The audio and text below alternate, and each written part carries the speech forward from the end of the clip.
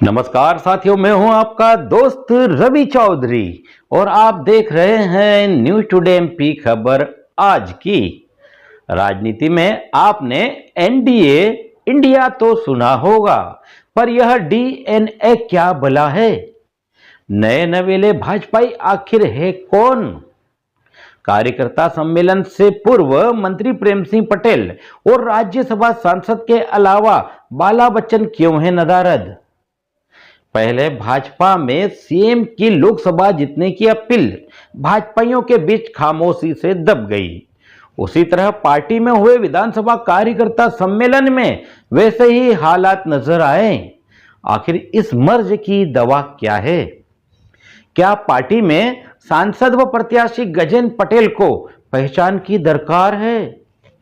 क्या पूर्व मंत्री प्रेम सिंह पटेल के मंच से दिए भाषण में छिपा है कोई दूरगामी परिणाम?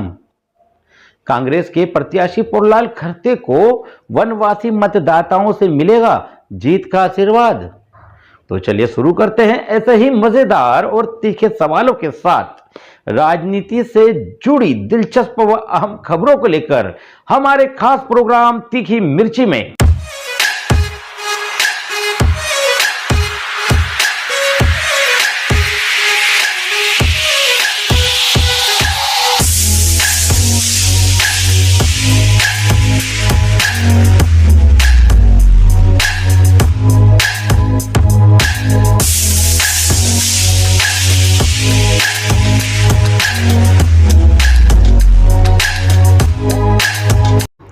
देश में एनडीए यानी भाजपा के घटक दल बनाम इंडिया यानी कांग्रेस के घटक दलों के बीच सत्ता का संघर्ष मतदान की तिथियों के नजदीक आने के साथ साथ तेज होता जा रहा है।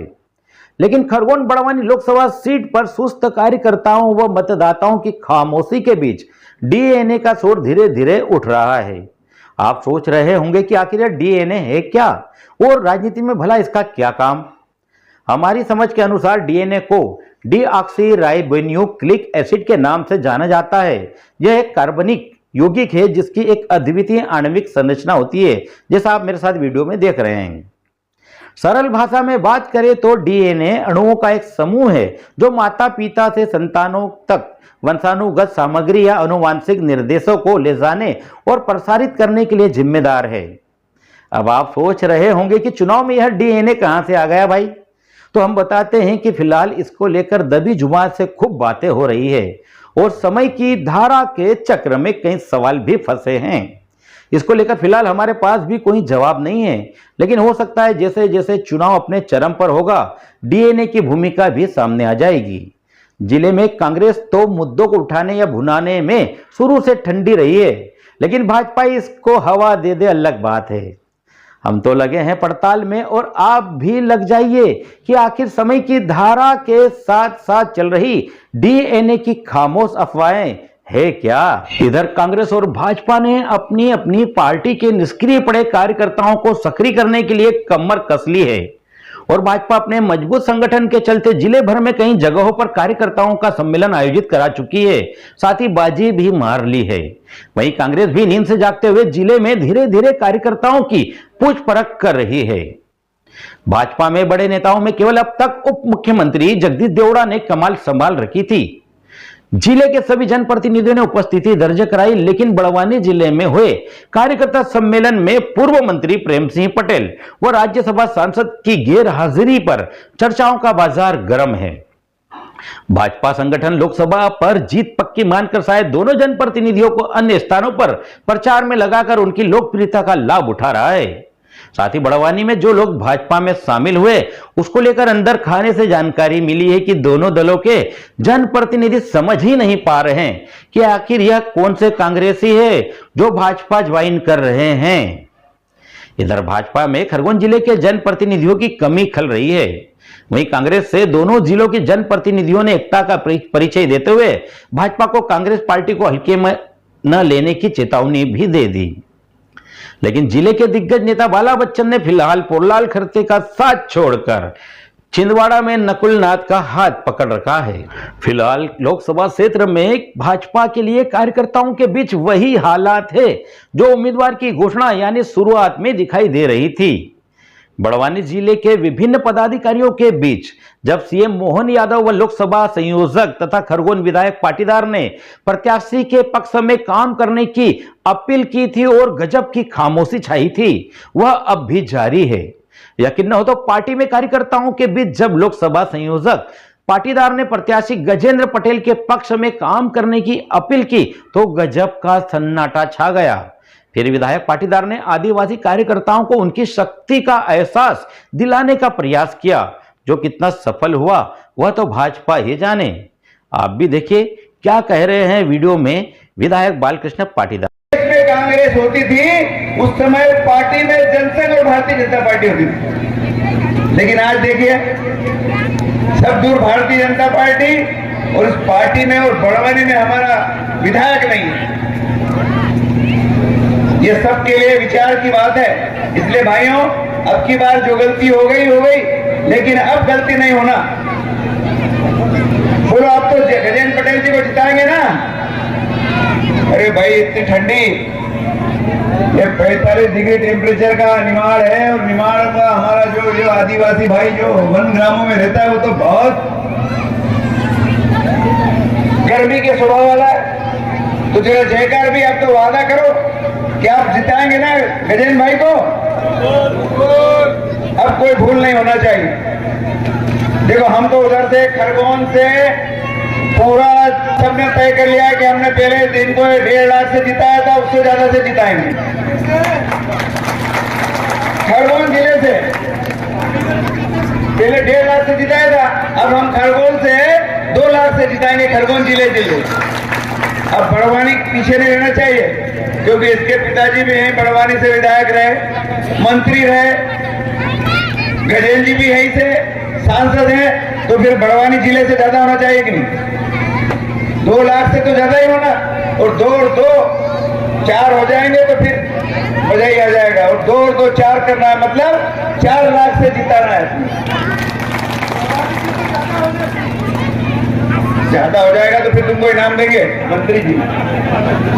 मंत्री जी वित्त मंत्री हैं, 4 लाख से ऊपर हो गए तो तुमको स्पेशल इनाम देंगे, उसकी घोषणा मंत्री जी करेंगे। इधर भाजपा के कार्यकर्ताओं में अभी तक उत्साह की कमी के कारण सबको पता है, यानी जग जाहिर है। वहीं पार्टी में कार्यकर्ताओं के सम्मेलन के बीच जब पूर्व मंत्री प्रेम सिंह पटेल ने अपने चित परिचित अंदाज में अपनी बात रखना शुरू की तो मानो ऐसा लगा कि विधानसभा में मिली हार की टीस वह भुलाए नहीं भूल रहे, और अपनी हार के साथ साथ तंज भरे लहजे में भाजपाइयों को आड़े हाथ ले लिया। प्रेम सिंह पटेल ने कार्यकर्ताओं से कहा कि आप गजेंद्र पटेल को जानते हो कि नहीं जानते? यह पूर्व मंत्री स्वर्गीय उमराव सिंह पटेल के पुत्र है। क्या प्रत्याशी गजेंद्र पटेल अपने ही गृह क्षेत्र में व्यक्तिगत रूप से पार्टी के कार्यकर्ताओं के बीच पहचान के मोहताज है? ऐसा हम नहीं कह रहे हैं, बकौल पूर्व मंत्री पटेल के यह शब्द है। आप भी सुनिए क्या कहे गए मंत्री प्रेम सिंह पटेल।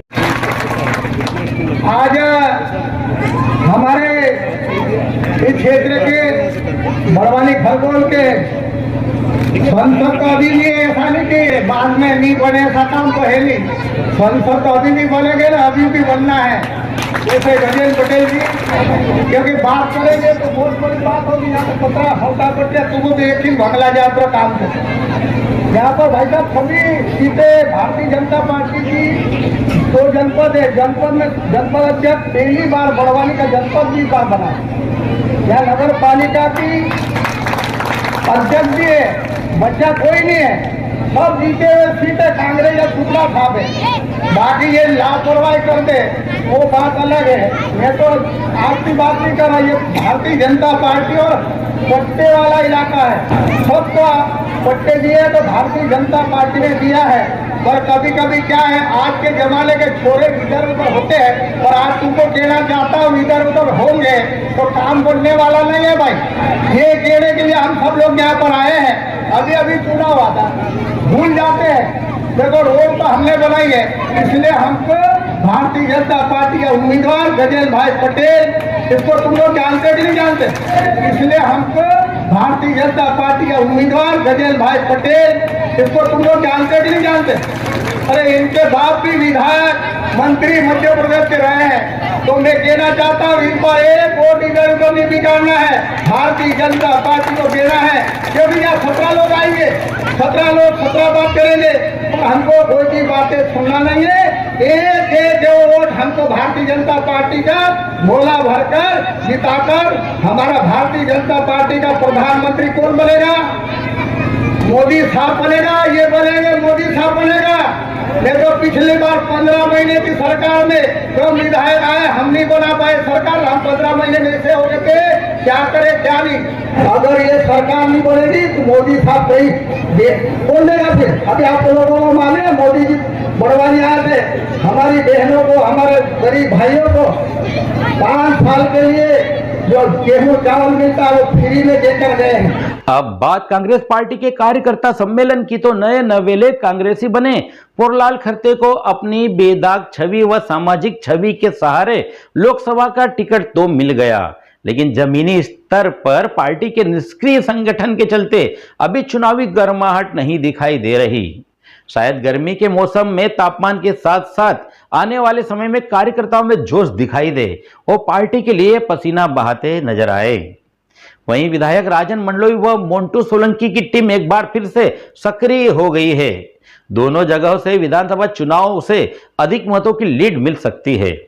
साथ ही दूसरी बार मुश्किल अपनी सीट बचाने वाले पूर्व गृह मंत्री व विधायक बाला बच्चन के सामने भी अपनी विधानसभा से महत्वपूर्ण लीड दिलाना बड़ी चुनौती है।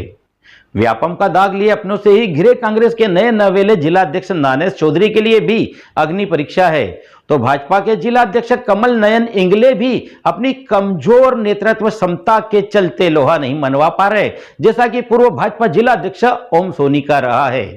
हालांकि ग्रामीण क्षेत्र की बजाय शहरी मतदाताओं में कांग्रेस प्रत्याशी के लिए पहचान का संकट है, लेकिन ध्यान रहे अज़ज़ा आरक्षित इस सीट पर जीत की चाबी वनवासी मतदाताओं के हाथ में है। दोस्तों, लोकसभा चुनाव को लेकर हम हर बार निष्पक्ष और सटीक राजनीतिक विश्लेषण लेकर आपके सामने हाजिर होते रहे हैं और आप सभी का ढेर सारा प्यार भी मिलता रहा है।